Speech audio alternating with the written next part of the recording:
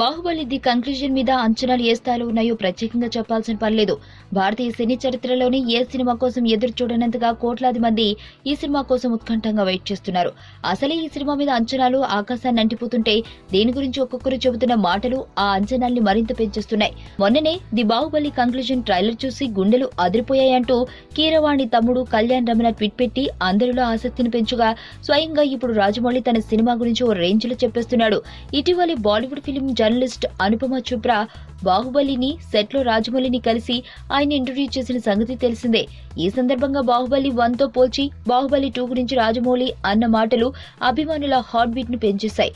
Baahubali the beginning just started లాంటిదని, Baahubali the conclusion విందు భోజనం లాంటిదని వ్యాఖ్యానించాడు రాజమౌళి. ఈ బిగినింగ్ లో భారీతనానికే భారతీయ ప్రేక్షకులకు మతిపోయింది. ఇప్పుడు దాంతో పోలిస్తే ఇది ఇంకా భారీగా గొప్పగా ఉంటుందని రాజమౌళి అంటున్నాడు. ఆల్రెడీ ఈ సినిమాలో యాక్షన్ ఎపిసోడ్ల గురించి ఫాదర్ ఆఫ్ ఆల్ ఫైట్స్ అంటూ రాజమౌళి చెప్పిన సంగతి తెలిసిందే. కథపరంగా చూసినా ది బిగినింగ్ లో పెద్దగా చెప్పేదేమీ లేదని, పాత్రల్ని మాత్రమే పరిచయం చేసి కొంత కథను చూపించామని, ది కంక్లూజన్ లోనే అసలు కథంతా ఉందని, బాహుబలి భల్లాల దేవ మధ్య పోరాటం చాలా గొప్పగా ఉంటుందని, ఇలా రెండో భాగం మీద అంచనాల్ని మరింత పెంచేలా మాటలే చెబుతున్నాడు జక్కన్న. మామూలుగా ది కంక్లూజన్ మీద ఉన్న భారీ అంచనాలకు ప్రెజర్ ఫీల్ అయ్యి కొంచెం హైప్ తగ్గించే ప్రయత్నం ఏమైనా చేస్తారేమో అనుకుంటే ఆ హైప్ ను మరింత పెంచేలాగా రాజమౌళి మాట్లాడుతూ ఉండటం మాత్రం ఆశ్చర్యమే.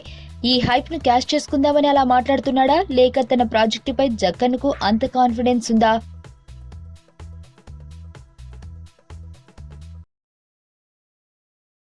సుబ్బు, నీకు తెలుసా? నాకు ఎర్లీ మార్నింగ్ ఒక కల వచ్చింది. ఏమని? నువ్వు నన్ను జ్యువెలరీ షాప్కి తీసుకెళ్ళి వడ్డానం కొనిచ్చావంట. ఏ టైంకి?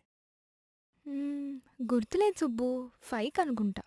అదే మరి 5:05కి మీ బాబు వచ్చి బిల్లు కట్టినట్టు నాకు కాల్ వచ్చింది.